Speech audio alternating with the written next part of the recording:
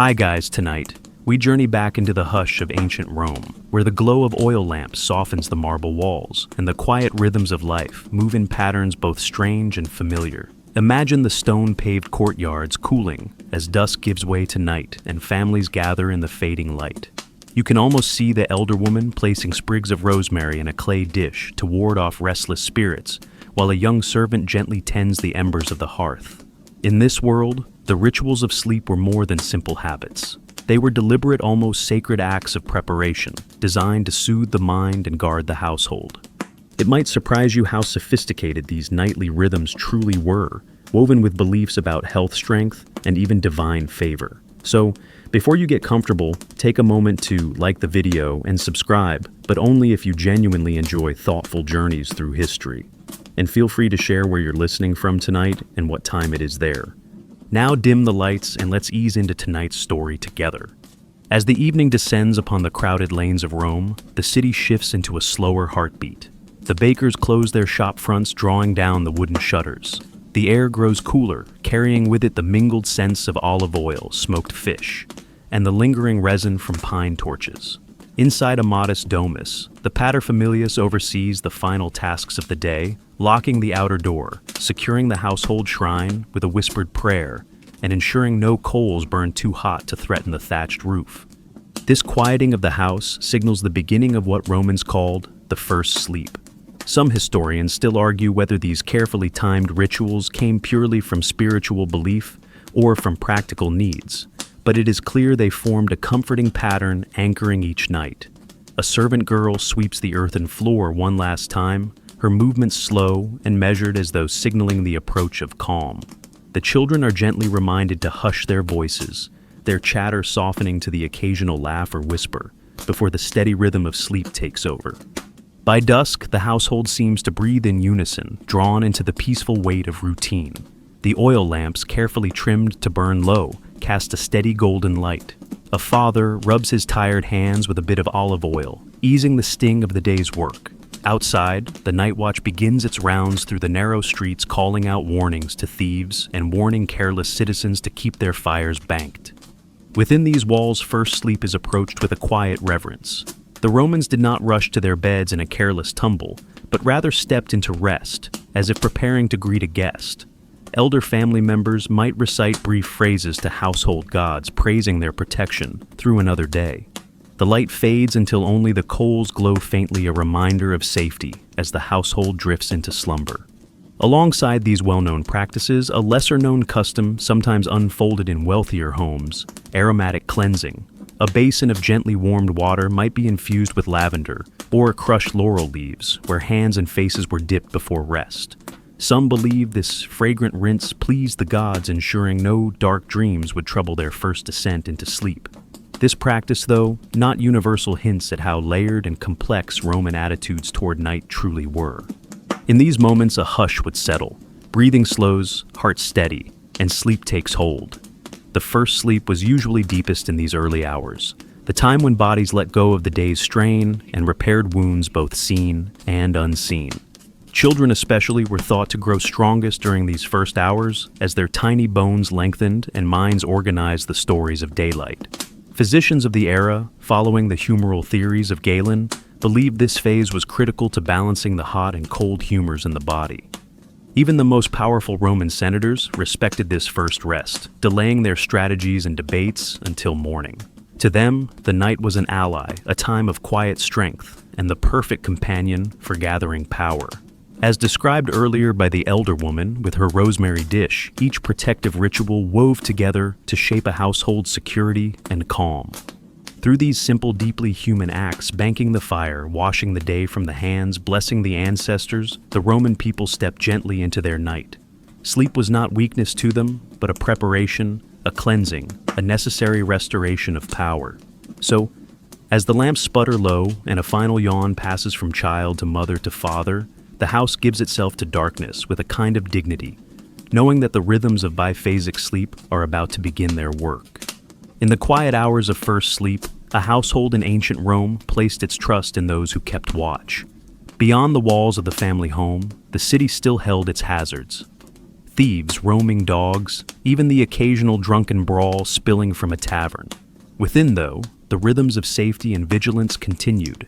As the paterfamilias rested, a household guardian or loyal servant might stay alert, ensuring that the household's rest was not broken by any unexpected intruder.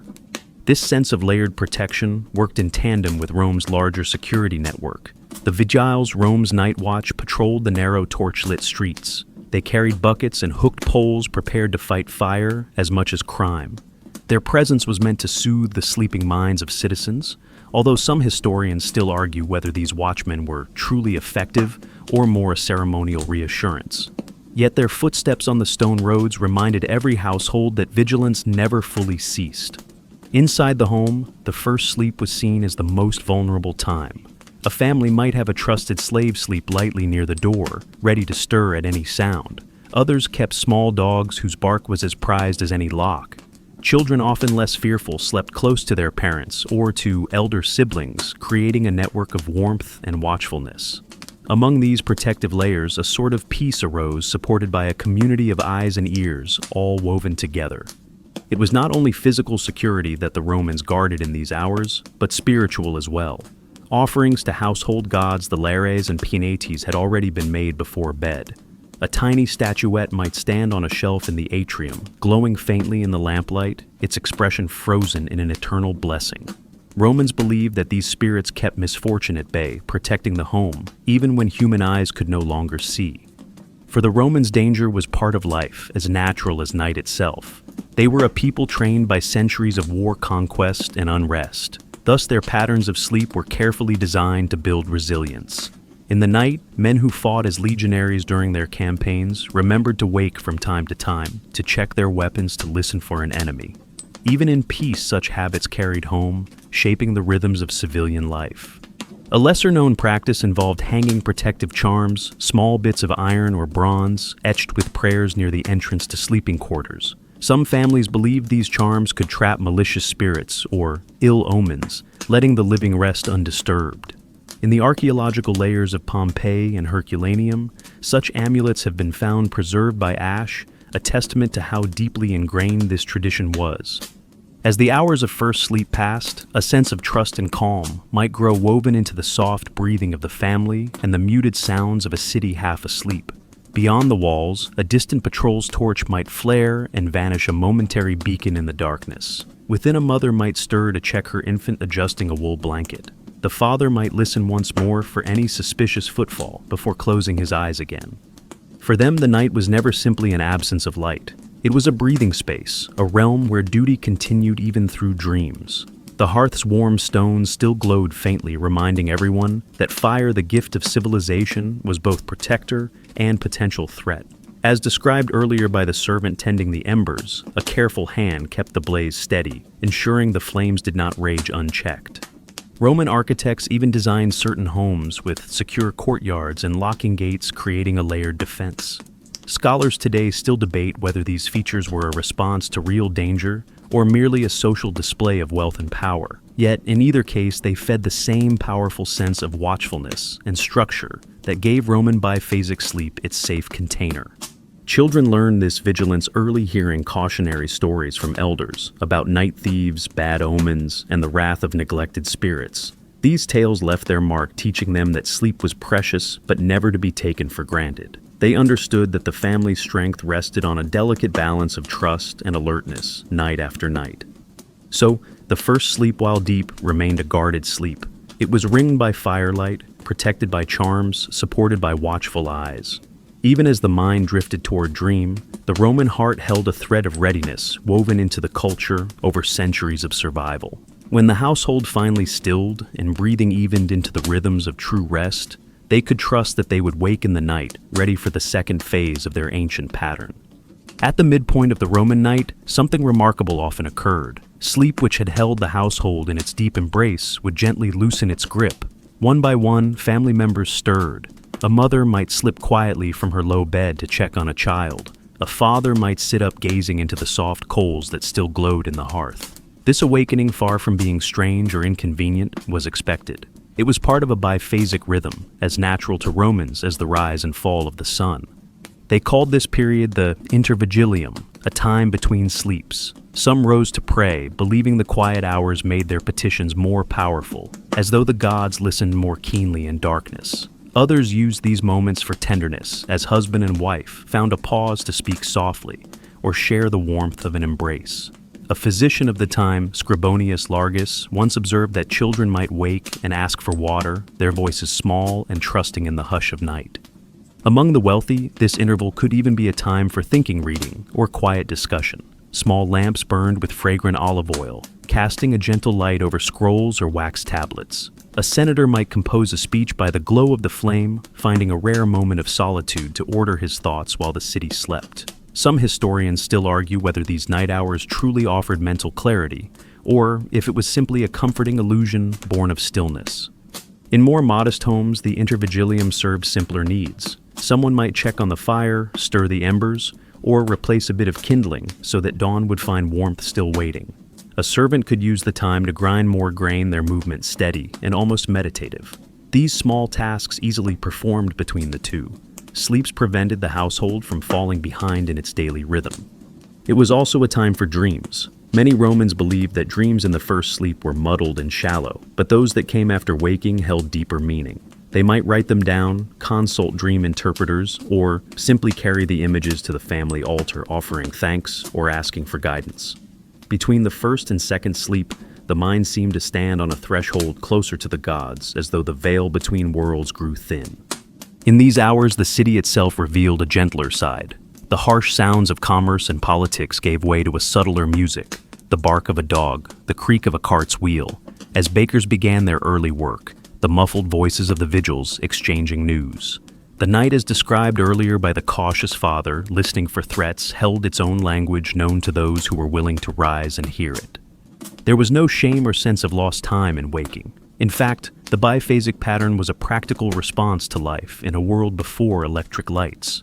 By dividing their sleep, Romans worked with nature rather than against it, honoring the rhythms of darkness and rest. Even the humoral theories of their physicians supported this, suggesting that a pause between sleeps allowed the body to redistribute its energies. Among the lesser-known customs of this night waking was the practice of offering a crumb of bread or a sip of watered wine to the household spirits. Some believed the silence between first and second sleep was when hungry shades might wander. By leaving these tiny gifts, a family hoped to keep peace with any wandering souls, ensuring that no bad luck would settle in their dreams. As the intervigilium drew on, the household seemed to breathe again. Thoughts might settle. The worries of the day receded. A mother, having soothed a restless child, might pause to look through a narrow window at the stars. The father, reassured by the calm, would finally lie down again. They trusted the night, its patterns both mysterious and familiar, knowing a second sleep would soon carry them deeper into restoration. This deliberate pause made Roman nights different from our own. It taught them that rest was not a monolithic block, but a flowing cyclical tide. In this pause, they rediscovered themselves, their fears, their hopes, their quiet courage. Then gently the hush would deepen once more, as the second sleep opened its arms to cradle them until the first rays of dawn. With the night divided into its ancient rhythm, the Romans embraced the second sleep as a time of profound renewal. This sleep, following the brief intervigilium, ran deeper than the first, carrying away the lingering worries of the day and binding up the subtle tears of body and mind. As the household settled again, the breathing of its members grew slow and measured, like a chorus tuned to a hidden harmony. The second sleep was prized for its healing qualities. Roman physicians whose learning drew upon both Greek and local traditions wrote that the final hours of night held a special magic. Galen himself argued that during this phase, the humors of the body settled into perfect balance, encouraging digestion, restoring the spirit, and strengthening the bones. Some historians still argue whether these claims were more ritual than science, but no Roman would deny how refreshed they felt upon rising. In these last hours before dawn, the house lay truly at peace. The faintest breeze might slip through the latticed window, stirring the air heavy with the night's sense of hearth smoke and herbs. Even the dogs curled tighter in their corners, their watchfulness relaxing at last. A mother might cradle a child against her both, drawn into a gentle rhythm, while an elder brother dreamed of running games on sunlit roads. This second sleep was believed to be the truest sleep, the one in which the gods themselves whispered most kindly. Romans took comfort in believing that a well-kept second sleep could even prolong life, polishing away the day's grime, not just from the skin, but from the spirit. Within that hush, the night felt protective, almost benevolent, a blanket placed over each soul. It was also a time of vivid dreaming. Romans placed great importance on dreams that came late in the night, trusting them to reveal deeper truths. Dream interpreters were well respected, and a family might recount these images over morning bread, searching for clues about the household's fortune. A fish leaping from water, a broken mirror, a horse standing still. Each could carry a message, and the second sleep was the best vessel for such visions. Among more practical folk, the second sleep was prized for restoring physical strength. Gladiators and laborers alike believed that these hours knit their muscles together, easing the bruises of the day. As described earlier by the father who checked the household's quiet, this was a sleep to be guarded, respected, and never disturbed if it could be helped. The women of the house also cherished this phase, believing it helped their skin stay smooth and their minds steady, vital qualities in a society that prized order and composure. A lesser-known tradition in the second sleep was to keep a small token, a carved bone charm perhaps, or a tiny figure of a household god under one's pillow. Some thought these objects protected the dreamer's spirit from wandering too far, ensuring that the soul would return safely by morning. Archaeologists have unearthed such small talismans near beds in villa ruins, hinting at how deeply this practice reached through every rank of Roman society. As the final hours of night waned, the first birds began to stir beyond the courtyard walls, and roosters crowed from rooftop pens. The sky shifted from the color of cold iron to a softer gray, promising light. Inside the house, the second sleep gently receded. Children stirred, blinking, unsure if they dreamed or truly woke. Parents eased from their mats, stretching bodies, refreshed minds sharpened by this carefully nurtured rest. Romans rose with a confidence built on centuries of tradition, trusting that the night had performed its ancient duty. As the household came alive once more, they gathered the gifts of that second sleep energy for labor, clarity for thought, and a quiet sense of spiritual ease. The simple act of respecting this biphasic pattern of giving themselves fully to both phases had woven resilience into their lives. Thus the second sleep ended, not with a sudden break, but with a gentle glide into waking. The coals would be coaxed back into flame, the water set to warm for washing, and the first chatter of the day would rise like birdsong. From the healing hush of night, Rome itself awoke renewed and ready, and the patterns of biphasic slumber gave way once again to the busyness of empire. Beyond the shaded walls of Roman villas, where senators and merchants guarded their precious second sleep, another group relied upon biphasic rhythms, with even more intensity: the Roman legions. Soldiers across the empire embraced this pattern of divided rest, not as a gentle luxury, but as a means of survival. The Roman army prized discipline above nearly all else, and biphasic sleep suited that ideal. Soldiers trained to wake easily from first sleep, prepared to defend their camp if attacked. Each cohort established a strict watch rotation, dividing the night into segments so that sentries were always alert while their comrades found their first rest. When the middle night arrived, many soldiers took advantage of the intervigilium to check weapons, resettle their gear, or reinforce palisades. Some historians still argue whether this practice was standardized across every outpost or varied by local commander. Yet the principle of readiness ran like a thread through Roman military culture.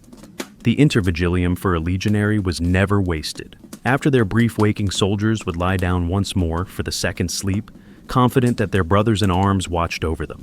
This pattern strengthened their sense of shared trust and unspoken knowledge that no man was left vulnerable. In the hard logic of a campaign where a single surprise attack could shatter a legion, this sleep structure formed part of Rome's enduring advantage. One might imagine a Roman soldier at midnight, stirring from the heat of his woolen cloak. He would rise, check his gladius by the dim light of a small campfire, then stand still, listening for the faintest rustle in the night. The cool air brushed against his face, carrying the scent of damp earth and distant pines.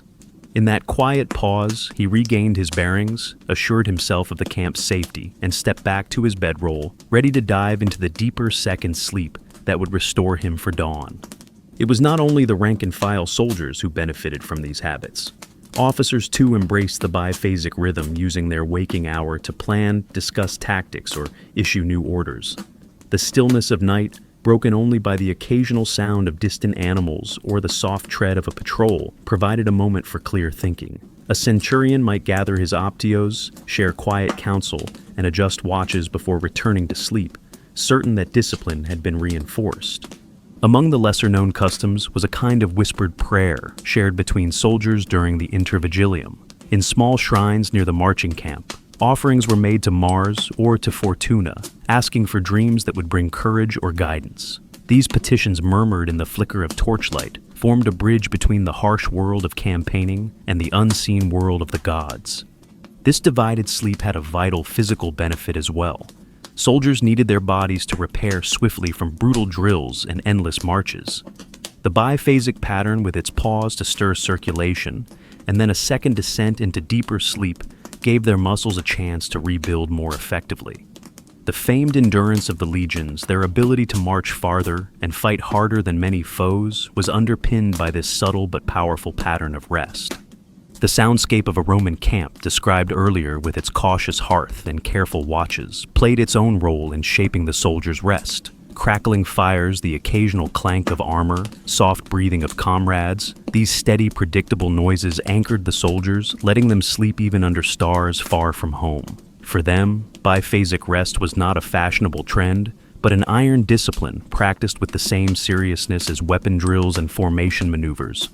So, as dawn neared and second sleep drew to a close, soldiers rose with remarkable readiness. They packed their kits, adjusted leather straps, and checked their sandals, each movement honed by routine. Their minds, sharpened by the carefully divided night, were ready for the demands of empire, whether holding a border fort, advancing into unknown lands, or standing firm against a sudden threat. Thus the Roman legions carried biphasic sleep across every province they touched, from the rainy hills of Britannia to the burning sands of Syria. Like their armor and their discipline, this rhythm of night became part of their identity, stitching together the vast empire with an unspoken confidence that each man, no matter how far from Rome, could count on the dark to heal him and the dawn to wake him strong. Within the still heart of a Roman night, while soldiers and citizens alike turned to their second sleep, there burned a quiet, comforting presence, the household lamp. These small flames, tended with careful hands, were more than mere light. They were guardians of calm, warding away the sharp blackness of night while preserving an atmosphere of peace. Romans understood well the dangers of an uncontrolled fire. In tightly packed cities where wooden beams and thatched roofs stood close together, a stray spark could destroy entire neighborhoods. So, every night families trimmed their wicks, covered embers, and rationed the oil to a soft, steady glow. A servant, often the same, who had banked the hearth earlier, would tend these lamps as others slipped between their blankets. The pale flame offered enough light to guide a step, but little more, preserving the hush of rest. In the intervigilium, these lamps flickered to life again, called upon to illuminate brief waking rituals. Their gentle glow revealed familiar shapes, the father sitting up to sip cool water, the mother soothing a child, startled by a dream. Some historians still argue whether the oil lamp's constant presence was merely practical or carried a ritual significance, but the stories of Roman poets suggest the flame became a kind of companion to the night. Among wealthier homes, household lamps were works of art molded in bronze or clay, with designs of laurel dolphins or protective symbols. Their handles warmed gently to the touch, and the olive oil scented with a bit of rosemary or myrtle brought a subtle fragrance to the quiet hours. It is easy to imagine a Roman wife refilling a lamp's reservoir, hands steady, while her husband spoke softly of his plans for the coming day. Alongside the lamps, household fires played their own role in biphasic slumber. As described earlier by the servant tending the hearth, these coals needed attention throughout the night. The first sleep allowed the fire to be banked, safely conserving precious wood. Then, during the waking interval, someone might lift the cover fan the embers and coax back a flame so that dawn's cooking could begin without delay. There was a lesser-known belief woven into the culture of these fires that the hearth held the household's soul. A flame left to die completely risked inviting misfortune. Families told tales of ancestors who had lost everything after failing to keep their hearth alive through the night. Thus, the intervigilium offered not just a practical pause, but a moment of reassurance, a chance to nurture the flame and, symbolically, the spirit of the home itself. Beyond these walls, the city's nightscape shimmered with thousands of similar points of light. The vigiles patrolled with lanterns, their bobbing flames dancing through alleyways, a subtle promise that order still held sway over chaos. Taverns and bakeries began to stir in the later hours, preparing for the early risers who would soon seek bread or drink. Even in these public spaces, Romans trusted the calm radiance of small fires and lamps to soften the harshness of darkness. This respect for gentle light carried spiritual weight too. Lamps were offered in temples as votive gifts dedicated to gods who favored restful sleep or guarded travelers. In shrines to Mercury, the guide of dreams and messages lamps might burn all night, ensuring that prayers reached him swiftly. The interplay of light and dark flame and shadow ran through the very heart of Roman religion and daily habit alike. As second sleep deepened, the household lamps gradually burned lower, their wicks curling down to charred knots. The silence of a family resting between these watchful flames formed a scene of quiet, layered security, from the mother whispering to the household spirits, to the child breathing softly beside her. Every element of this nightscape offered protection and peace. When dawn finally edged across the Roman rooftops, it found these lamps guttering out their work complete. The family rose refreshed by the night's twofold rest, ready to greet a world brightened once again by the sun. The simple act of maintaining these gentle flames night after night had helped Rome sleep soundly and had woven an unbroken thread of safety through its restless empire. Among the many mysteries of the Roman night, few carried more weight than dreams. Romans believed dreams were not idle phantoms, but sacred messages sent by the gods to warn, to guide, or to bless. These dreams, arriving most vividly during the second sleep, became part of a ritual that tied every household to forces far beyond its own walls. As the city fell silent, Roman minds opened to the hidden realm of dream. Some scholars of their day suggested that dreams acted like a mirror for the soul, clarifying the confusion of daily life. Others argued that dreams were divine in origin, visions sent straight from Jupiter or Mercury, too powerful to ignore. The more practical physicians, meanwhile, explained dreams as a product of digestion and the balancing of the humors, yet even they conceded that dreams might hold truth. Some historians still argue whether the common people truly believed in divine dreams or simply clung to a comforting story. But the rituals of dream interpretation leave no doubt that Romans took these nighttime images seriously. Dreams between first and second sleep were thought especially potent. Waking during the intervigilium, as described earlier with the father stirring to listen for danger, allowed the mind to refresh. When sleep returned, it carried the dreamer more deeply. And in that second sleep, the gods could speak most clearly. Within many homes, a dream interpreter, often a respected elder, or even a paid specialist, would be consulted after a troubling or vivid vision. Someone might recount a dream of a white horse galloping through a field, or of a broken amphora spilling wine symbols layered with meaning. The interpreter would weigh each detail. Was the horse a sign of swift change or a messenger of peace? Was the wine a blessing or a warning of waste?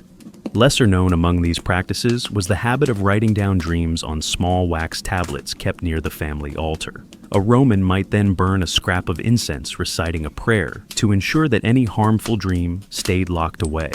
Archaeologists have uncovered these dream tablets in ruined villas, tiny etchings recording images as strange as birds with human faces or fish speaking Latin phrases. These surreal stories show just how seriously Romans respected the language of the night.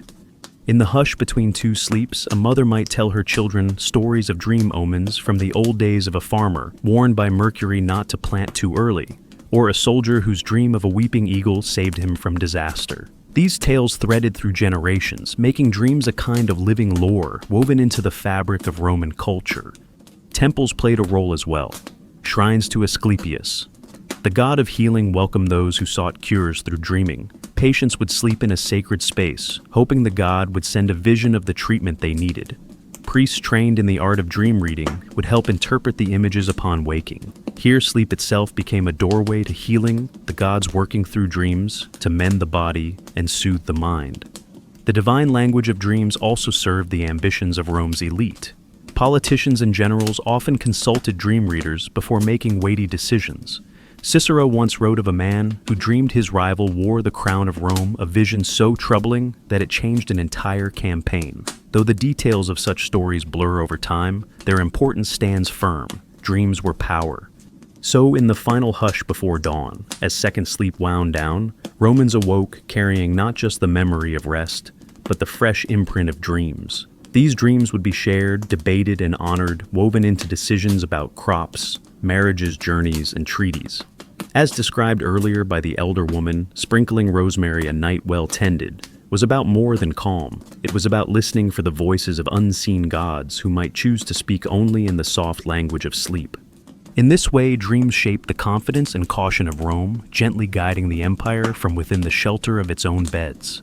As the roosters crowed and the first rays of day crept over the rooftops, Romans rose carrying visions as rich and strange as their waking lives, certain that no night was complete until its dreams had been honored. While the rhythms of biphasic sleep cradled the humble and the soldier alike, it was among Rome's elite that the practice reached its most refined expression. Patricians, senators, and wealthy landowners carefully structured their nights to harvest every advantage from divided slumber, transforming what others saw as a common need into a polished instrument of power. For these powerful Romans, the first sleep offered a moment of detachment from the chaos of court and commerce. The evening's feasts, political debates, and family obligations would end, and the household settled into quiet, just as described earlier by the father banking the fire and locking the gate. The patrician might then slip into the first sleep with a mind still brimming with strategy. Yet, that partial rest allowed him to purge the day's mental clutter, readying himself for the deeper work that lay in the night's second phase. When the intervigilium arrived, these elites made its short waking hours count. Some historians still argue whether this was truly a moment of clarity or merely a habit of ambition. But the records show that influential men and women rose to consult scrolls, review speeches, or debate policy by lamplight with their household advisors. In the half-silence of the night, freed from the constant jostle of clients and supplicants, a senator could weigh a rival's weaknesses or scheme for an alliance. The second sleep then sealed these thoughts, allowing the mind to organize its arguments and insights. Roman physicians, always keen to link sleep with the humors, insisted this second rest polished the intellect, cooling overheated passions and restoring focus. Many patricians believed that to skip this second sleep, to break the rhythm, risked damaging not only health, but one's fortune and standing. Women of the elite, too, found power in biphasic sleep. During their intervigilium, they might arrange marriages, direct household resources, or consult a trusted nurse about the health of children. These nighttime conferences, cloaked by a household's restful silence, gave women a measure of influence that daytime custom did not always allow. A whispered agreement made in the night could echo through a family's future for generations. Among the lesser-known practices was a ritual of scented bedding, reserved for these wealthier homes. Linen sheets would be sprinkled with rosewater, or crushed herbs between first and second, sleep a symbol of refinement and an offering to the gods of peace. Archaeological evidence faint, but telling shows small clay jars of perfumed oil placed near bedchambers in villas from Pompeii to Ostia. These jars hint at a night rich with subtle comforts, carefully designed to draw the sleeper back into a sweet second slumber. For those who ruled Rome, biphasic sleep became almost a performance of their status. They would rise from first sleep, move with practiced calm through the intervigilium, and return to their beds with the certainty that even their rest was a mark of discipline and power. Their servants, meanwhile, timed their own patterns around these elite rhythms, ensuring no disturbance, no misstep might break the flow of the master's night. In the hush of a senator's villa, one might picture the faint scratch of a stylus on wax recording a final line of strategy, or a lamp's thin flame mirrored in bronze plates. Outside, the watchful household staff passed in soft sandals, checking doors and tending the sacred fire, their own sleep bending to protect the slumber of the household's center of power. As second sleep folded over them, these influential Romans trusted they would rise, restored, their minds sharpened for the battles of politics and trade that awaited at dawn. A rested senator might walk into the forum with the confidence born of a night well-tended, bearing the calm clarity of one who had mastered not just himself, but even the mysterious realm of sleep.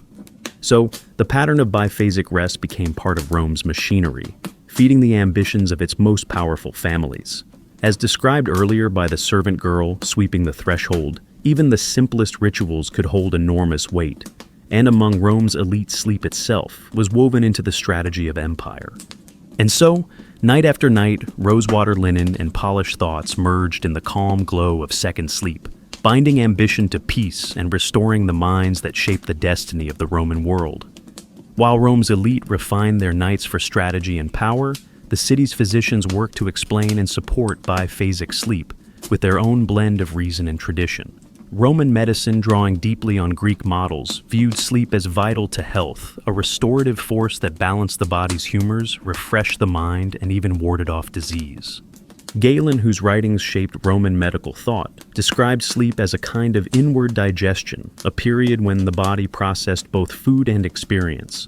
According to him, the first sleep began this process, softening the body's tensions and draining away surplus heat.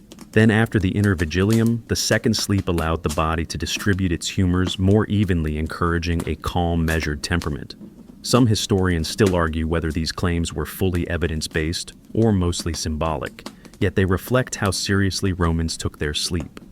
In Roman households, it was common to consult a medicus if sleep became troubled. Insomnia was considered a dangerous sign, a possible warning of unbalanced bile or melancholia. The physician might prescribe warm baths before bed, gentle massage with oil of poppy, or even a cup of diluted wine infused with herbs like valerian. These treatments aim to calm the mind, soothe the spirit, and prepare the patient for a healthy biphasic pattern. A lesser-known practice involved regulating mealtimes to align with sleep phases. Roman doctors advised taking the evening meal in moderation and leaving enough time before first sleep for digestion to begin. Heavy foods, they warned, would stir the blood and lead to fiery dreams, disturbing both first and second sleep. So families learned to dine early, then slip into rest with stomachs light, but satisfied, weaving health into their nightly rhythms. Dreams too became a point of medical interest. Physicians might listen carefully to a patient describing nightmares or strange images. They would link these visions to an excess or deficiency of one humor or another, prescribing cooling herbs if a dream felt feverish, or invigorating ones if it seemed dull and heavy. Thus, dreams were not only messages from the gods, but also diagnostic clues for a skilled healer. In more practical ways, Roman medicine recognized that biphasic sleep supported strength. Gladiators, for example, were often coached by physicians to follow strict sleep schedules between their brutal training. As described earlier among soldiers, these divided nights helped their bodies recover from cuts and bruises, rebuilding muscle and controlling inflammation. A tired fighter was a weak fighter, but a fighter who respected 2 careful sleeps stood a far better chance in the arena. Doctors also believed that the second sleep in particular helped sharpen the senses. Sight, hearing, and memory all seemed to revive more thoroughly after that final rest. In a city crowded with public games, debates, and commerce, these faculties were no small concern. A senator needed a sharp tongue, a charioteer needed keen vision. Biphasic sleep guided by medical wisdom underpinned them all. Household manuals from the period, rough notes passed among midwives, herbalists, and home healers, included instructions for encouraging sleep. Sprinkle laurel leaves under the bed, they advised to chase away fearful thoughts.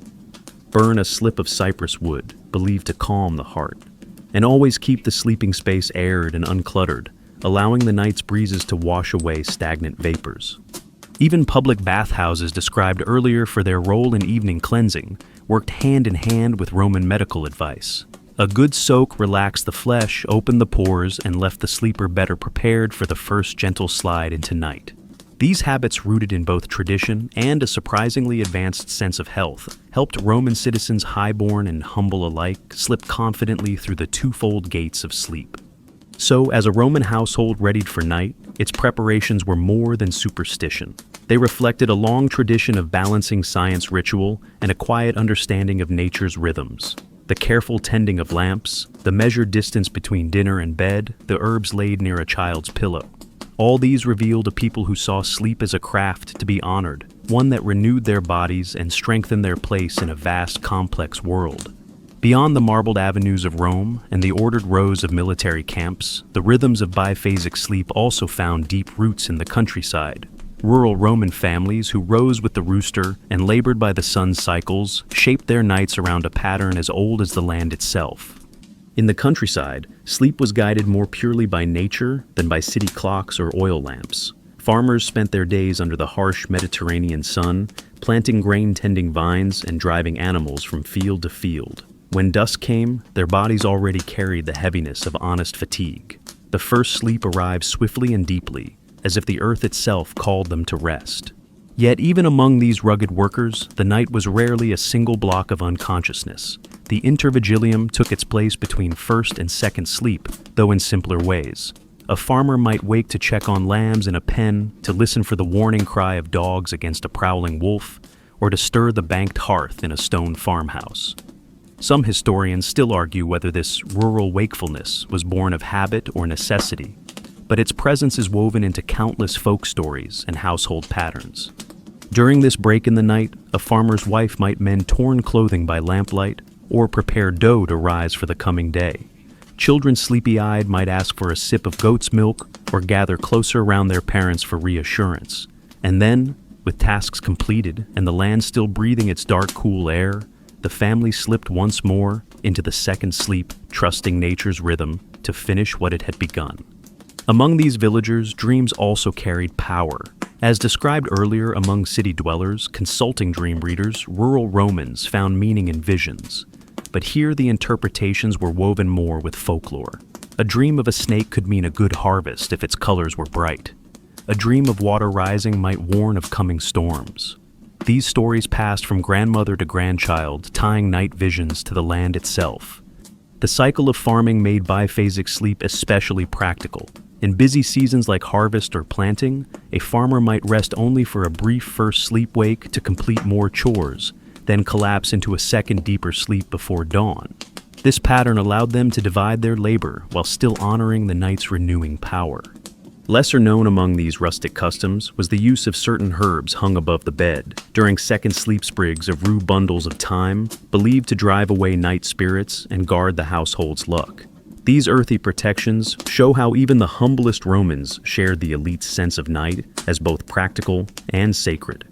Cottages and farmhouses rarely had the elaborate lamps of city homes, but they managed their light with the same wisdom. A clay oil lamp trimmed carefully cast just enough glow to chase back the dark without burning precious oil. The hearth banked behind a curved stone held its coals safe until morning.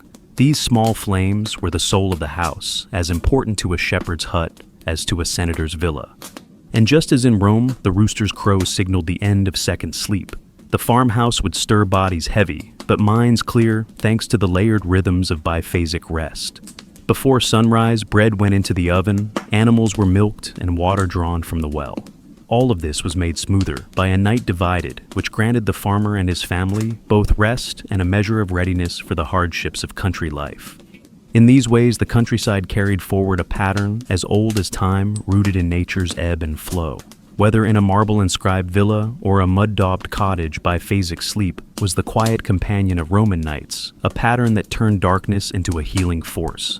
It gave even the poorest laborer a link to something vast and ancient, a sense of continuity as steady as the turning of the seasons. So, as the light returned each day, the Roman farmer stepped forward with strength, his spirit renewed by a night shaped not by chance, but by the steady wisdom of divided sleep, a gift from ancestors from nature and from the gods themselves. Though the Roman countryside lived by the slow heartbeat of the seasons, one feature of city and rural life alike was the bathhouse, a ritual haven that in its own way supported the culture of biphasic sleep. Bathing was far more than a matter of hygiene for the Romans. It was a ceremony of restoration, community, and even medicine woven deeply into their sense of how night should begin. As the afternoon shadows lengthened, men and women of all classes would gather at the thermae, or smaller bolniae, ready to wash away dust and toil. Pools of varying temperatures, warm and cool, soothed their bodies after long hours of labor or politics. Even children carried in their parents' arms, splashed in shallow basins, their giggles echoing off polished marble. The bath was a social world. Senators might greet their clients here. Merchants might finalize a contract. Friends might trade gossip as they rinsed sweat from their skin. Yet the baths also prepared the Romans for sleep. The gradual cooling of the body after bathing was known to help induce the first sleep, as described earlier by physicians recommending warmth and then calm. As the heat of the caldarium faded, the body slipped into a pleasant drowsiness, setting the stage for a peaceful rest. The second sleep would be all the deeper for this gentle preparation. Some historians still argue whether bathhouses were intended to serve sleep directly, or if the effect was merely a welcome side benefit, but Roman physicians wrote glowingly of the role these spaces played in maintaining health and balance. A mind eased of tension, a body rinsed of grime would slip more easily through the phases of rest. The bathhouse also had its spiritual dimension. Small shrines dotted the walls honoring local gods or water spirits who were thought to purify not just the flesh but the soul. A lesser-known custom involved leaving a pinch of salt at the bath's edge, a token to ward off evil, ensuring no harmful spirits might follow a bather home and disturb their dreams. In this warm and fragrant space, the senses relaxed. Oil rub-downs perfumed with herbs like myrtle or rosemary soothe sore muscles and ease the mind. The quiet conversations and laughter of fellow bathers helped soften the worries of the day, a subtle communal medicine. Romans carried these feelings home like an invisible cloak, protecting them through the night. When a bather returned to their domus, their skin glowed from the oil, their mind stilled from the warm water. The children might already be tucked into their beds, breathing slowly under woven blankets. A parent freshly bathed could slip in beside them, joining in the first sleep, with a calm that only the bath's ritual could provide. As described earlier by the father observing household order, these moments knit together family rhythms, one peaceful act flowing naturally into another. Even the simplest folk who could not afford grand thermae found ways to echo this tradition. Buckets of heated water, a rub of olive oil, and a quick rinse by lamplight mimicked the luxury of the public baths. Rural families prized such rituals no less than their urban cousins, understanding that the body clean and quiet moved more willingly into rest. The great aqueducts, those marvels of Roman engineering, carried water to these bathhouses, linking the empire's power to its people's peace. Water, fire, oil, and stone, all these elements gathered to help Rome sleep well. It was no small achievement that a civilization so driven by conquest and ambition had also made time for gentle rhythmic renewal. So, as darkness stretched over the city and countryside alike, bathhouses emptied and families settled down. The calm left by warm water, scented oils, and friendly voices guided Romans gently into their twofold night. In those final hours before lamps were lowered, a sense of ease settled over bodies and minds alike. Proof that even the greatest empire needed softness to sustain its strength. Inside the protective walls of Roman homes, biphasic sleep unfolded not only for soldiers, farmers, or senators, but for entire families across generations. From the youngest children to the eldest grandparent, everyone was woven into the nightly rhythm, a chorus of breathing and dreams that told of family ties as much as Roman culture. As dusk fell, children were often the first to slip into the first sleep, exhausted by play or lessons. A mother might sing them a soft lullaby, a tune handed down from her grandmother, each word tuned to the pace of their tiny heartbeats. Gentle hands, smooth linen sheets, and tiny clay lamps gave just enough glow to push away night fears. These early hours of first sleep were prized by parents who knew that growing bones and quick minds needed their deepest rest. Elders, meanwhile, often rested more lightly. Their first sleep might last just a few hours before they stirred, as described earlier in the household's intervigilium, checking on a grandchild or whispering a blessing over the hearth. Some historians still argue whether this night, waking in the elderly, was a sign of wisdom, a habit of long years, or simply the workings of an aging body. But Roman culture honored it either way. The stories they told in these quiet hours became a thread that tied young to old. Between first and second sleep, family life could blossom unexpectedly. A husband and wife might share a private talk, smoothing over worries that daylight could not mend. An older sister could help a younger one with her sewing, or a child might listen to a grandfather's half-sleepy tales of past triumphs and gods. In this gentle time, the pulse of the household felt closer free from the day's bustle and harshness. A lesser-known tradition involved placing small protective charms near children's beds between the two sleeps. These charms, sometimes shaped like tiny animals, or engraved with simple prayers, were believed to shield children from nightmares or spirits that prowled in darkness. Archaeologists have discovered such amulets in modest Roman homes, showing how widespread these comforting protections truly were. The second sleep for families offered a moment of renewal after these middle-of-the-night connections. Parents reassured that the hearth was safe and the children comforted could finally let their own minds drift more deeply into slumber. Even the soft snuffles of babies wrapped tight in woolen blankets added to the sense of calm, a music of innocence in the hush of the household. Among Rome's working classes, family sleep was a way to preserve strength for the harsh demands of daily labor. Bakers rose before dawn, as described earlier, sometimes breaking their second sleep even sooner to heat ovens for the morning's bread. Their children accustomed to this pattern learned to rise in the dark as well, helping to knead dough or gather water, carrying forward the resilience that biphasic rest gave their parents. Women especially wove their schedules around these sleep rhythms. Their second sleep became a rare gift of restoration, vital for health, given the burden of constant childcare and household management. A mother might pray to Juno, goddess of marriage and home, asking that the family's second sleep stay undisturbed, that no sickness or bad luck would slip in through the night. The sleep of the elderly was respected too. If a grandmother dozed by the hearth in the second sleep, no one dared disturb her. Roman belief held that elders carried the family's spirit, and their dreams might even hold omens or blessings. When they awoke blinking into the first rays of dawn, they often shared these dream fragments, offering quiet advice for the day ahead. So, within every Roman house, whether a grand villa or a humble tenement, biphasic sleep became a shared ritual. Its patterns echoed across generations, teaching patience, closeness, and a steady respect for the powers of the night. As described earlier in the fragrant baths and the gentle tending of lamps, this pattern of sleep was more than practical. It was a kind of love passed through time, cradling a family in calm. By the time the roosters crowed and the first marketplace voices began to rise, the household was ready. Strong children, refreshed parents, and wise elders stood together, proof that even the unstoppable drive of Rome rested upon simple ancient rhythms of night. As the centuries turned and the empire shifted, some historians still argue whether biphasic sleep was truly a universal pattern across all Roman classes, or whether it belonged mainly to those with enough freedom to follow its rhythms.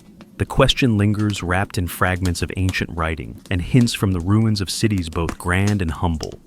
Among the wealthy, there is little doubt that divided sleep was honored, structured, and celebrated. Their writings, preserved in letters, legal records, and philosophical works, repeatedly describe the calm hours of the intervigilium, the value of second sleep, and the household customs that supported these cycles.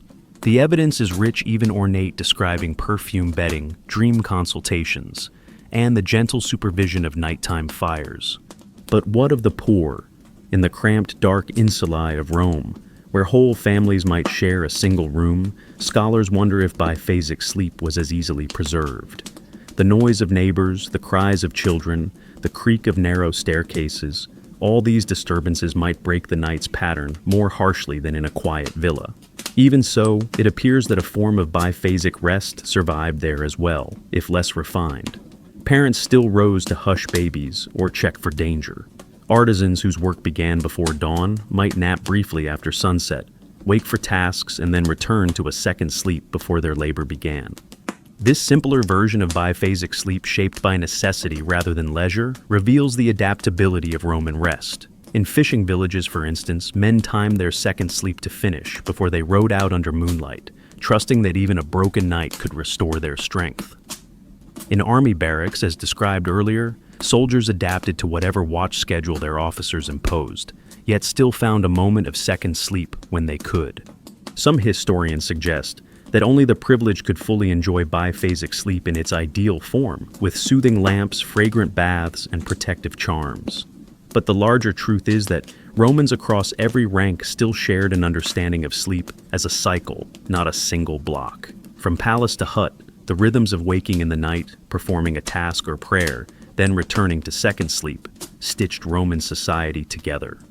There is a lesser-known detail that points to this: unity clay figurines found in both wealthy and poor homes, showing scenes of families gathered around a hearth during the night. These humble pieces, sometimes no bigger than a child's hand, suggest that even the simplest families valued night's pause as a chance to reconnect. Whether they burned rich imported oils or scraps of leftover olive mash, they honored the same gentle firelight and the same midnight hush. Roman playwrights and poets who often came from modest backgrounds also described the intervigilium. One comic play even poked fun at a noisy neighbor who interrupted a character's second sleep with loud singing. These glimpses, humorous and human, show that even the common folk recognized the blessing of a well-kept biphasic night. Beyond the walls of Rome, in far-flung provinces, biphasic patterns followed local customs, but often mirrored the same principle. From Africa to Gaul, Roman settlers blended their native habits with local ones. Yet the divided night seems to have persisted. A merchant's letter found in Egypt describes waking at night to check trade inventories before returning to bed. In Germania, soldiers wrote about sharing night watches and then enjoying a second sleep before sunrise. These small records reveal a remarkable cultural web, where biphasic rhythms adapted to climates, diets, and even seasonal daylight, yet still held their essential shape. And so, whether in a marble villa or a wooden tenement, Romans carried their respect for the two-part night through centuries of change. The empire rose and fell on many things. Armies wrote laws, but beneath it all was the quiet human pattern of sleep, unbroken, shared, and deeply rooted in a sense of life's continuity. As described earlier in the children's lullabies and the gentle tending of embers, this pattern was more than a convenience. It was a reminder that even the greatest civilization is built night by night on small acts of care, rhythm, and trust. In that sense, biphasic sleep did not belong to the rich alone, nor to the poor alone, but to Rome itself, as steady and lasting as the stones of its roads. As centuries passed and Rome's world evolved, the rhythm of biphasic sleep, once so essential, began to dim. The shift came gradually, like a candle burning lower each night, until at last its flame nearly vanished from memory. Several forces worked together to change this ancient pattern, reshaping Roman rest to fit a new age. One of the most powerful was timekeeping itself. As described earlier, Romans once relied on water clocks, or the simple movements of sun and moon to guide their hours. But by the later imperial era, improved sundials, mechanical clocks, and public bells began to slice the day and night into stricter segments. These new time signals called people to tasks at set hours, reducing the freedom to slip back into second sleep after a midnight waking. Commerce demanded earlier starts, and city life pushed the pace faster than the old rhythms could bear. Another influence was the growth of continuous street lighting. In some prosperous districts, rows of oil lamps burned through the night to protect against thieves and fire. The glow once reserved for the intervigilium within the home now spilled onto the streets, shortening the night's deepest dark and subtly reshaping when people felt safe to sleep. Some historians still argue whether this was a blessing or a curse, but it undeniably disrupted the natural pause of the night. Changes in diet and social structure played a role too. As Roman trade expanded, imported foods, rich wines, spiced dishes, sweet treats became more common, altering digestion and sometimes agitating sleep. Evening banquets stretched later, their heavy courses and after-dinner debates delaying first sleep until far into the night. With little time left before dawn, second sleep shrank or vanished altogether. Even the growing pull of empire itself affected rest. Civil service, military service, merchant guilds all demanded stricter schedules, tighter routines, and a more predictable workforce. Soldiers on night guard could no longer rely on a long intervigilium. Bakers had to rise at an exact hour. The calm, flexible night that had once cradled biphasic rest gave way to a harder, more regulated night. In the countryside, two new farming techniques and tighter seasonal markets nudged peasants toward a more compact sleep pattern. Instead of a long divided rest, they often grabbed shorter naps, their eyes always on the demands of buyers and traders who arrived before dawn. Though the field still respected nature's seasons, human commerce no longer did, pulling farmers into its faster clock. A lesser-known change came from the shifting religious climate. As Christianity spread through the empire, nighttime vigil psalms and communal prayers sometimes replaced the family's intervigilium with a more communal regimented worship. Where once a father had paused in quiet prayer to household spirits, he might now gather with neighbors in a lamp-lit chapel, breaking the calm, private rhythm of biphasic sleep in favor of shared devotion. Still echoes of the old pattern lingered. In outlying provinces and among the older generations who clung to tradition, biphasic sleep held on. Grandparents reminded children that a second sleep brought clearer dreams and stronger hearts. A few doctors continued to advise it, warning against the restless sleep of a single unbroken night. These voices, though, grew fainter with each passing decade, as Rome's relentless transformations carried people away from the familiar twofold night. The quiet poetry of the divided night, the gentle intervigilium, the second sleep's embrace had once linked Rome to the flow of nature, to the steady march of the seasons, to the healing wisdom of ancestors. As described earlier, with the tending of hearth fires and the guarding of dreams, these patterns were more than habits. They were an inheritance. And when they began to fade, something subtle shifted in Roman life. So, the lamps grew brighter in the streets, the clocks ticked louder in the forums, and the night lost its pause. Rome, ever hungry for progress, sacrificed the old sleep upon the altar of ambition, reshaping rest to match its towering roads and endless conquests. Yet, even as this change took hold, some could still remember the first hush after dusk, the pause in midnight's arms, and the second gentle descent before dawn. In the quiet hearts of those who remembered, biphasic sleep remained a soft whisper of what once was waiting to be heard again. Though the Roman world changed, echoes of its twofold night still linger in unexpected ways, carried forward like a faint heartbeat through the centuries.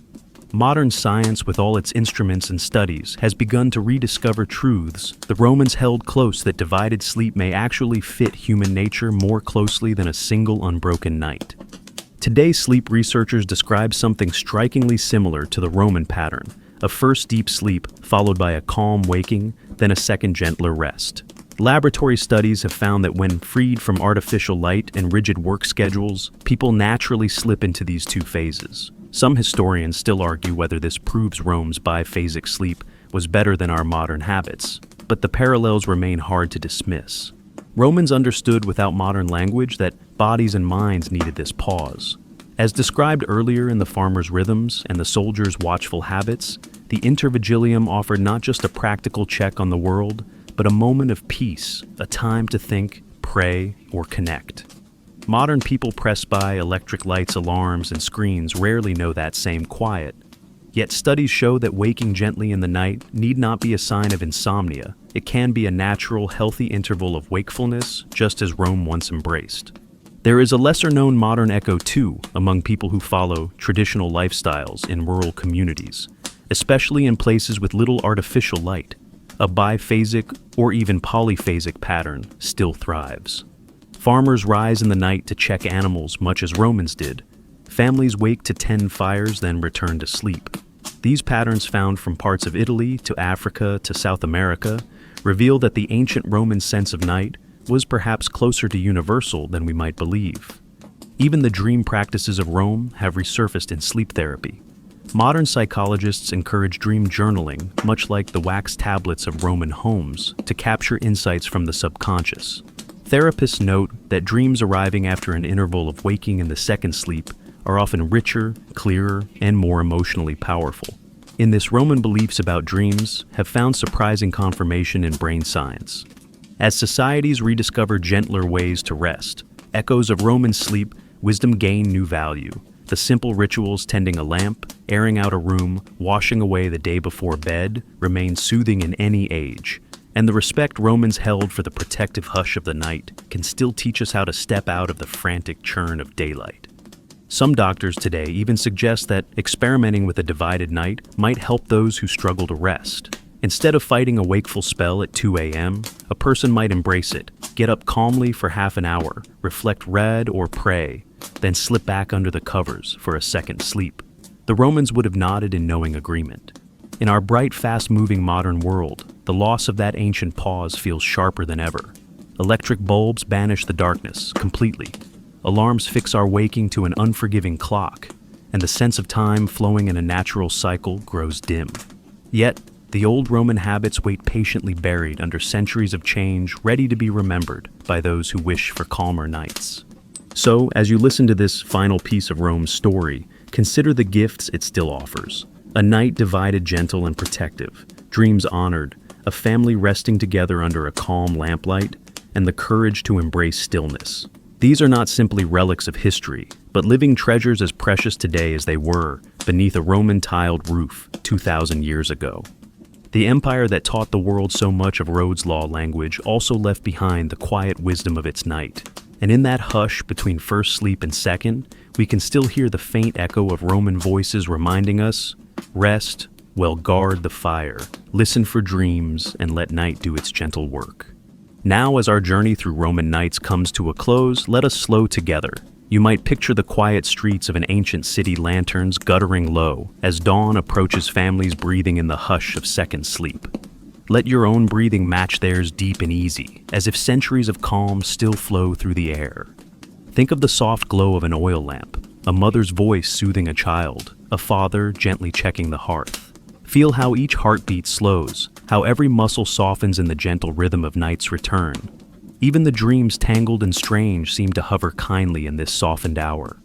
Allow your thoughts to move like the Romans did, unhurried, patient, honoring the dark as a friend. Know that just as they did, you can trust the night to cradle you and bring you peace. Let the worries of your day settle on the floor like a discarded cloak. Let them rest there and leave them behind. You are safe. You are cared for. The wisdom of countless generations is still here, still sheltering you in its quiet arms. Tomorrow will rise, as it always has. But for now, there is nothing you must do except breathe and drift and trust. May you find a gentle pause in your own night and carry a piece of Rome's calm with you as you sleep.